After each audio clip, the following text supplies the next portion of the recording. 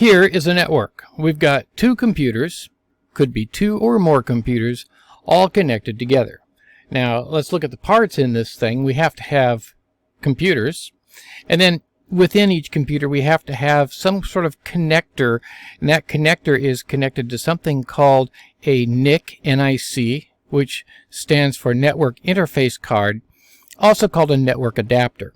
So that provides this little plug that this cable is going to tie into. So each of these has one NIC on it, or one network interface card, or one network adapter, however you want to say it. Now, they could also be tied together wirelessly with radio signals, but either way, they're able to communicate with each other.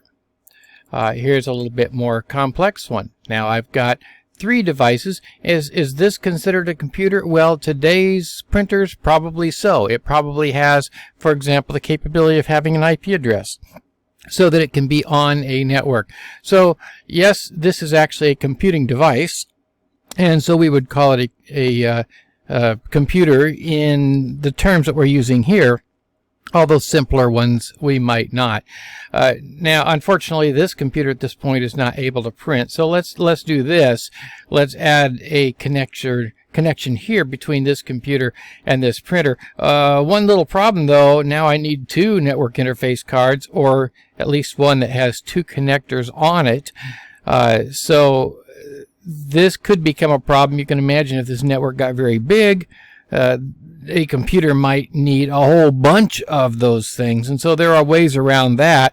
And the way we typically get around that is to use a central device like this. This is a switch. This is just a schematic. It's not what a switch actually looks like, but in this case I can have connections between each of these devices and the switch in sort of this, we call it a star topology, so that now I can use this switch as a central device and only have to have one connection on each computer in order to access everything else on this network. We're going to talk more about how these things can be put together in something we call topologies. We'll look at the home topology, the typical business topology, and then we'll talk about the various topology building blocks independently. So we will get into that, but I just wanted to introduce the idea of a network.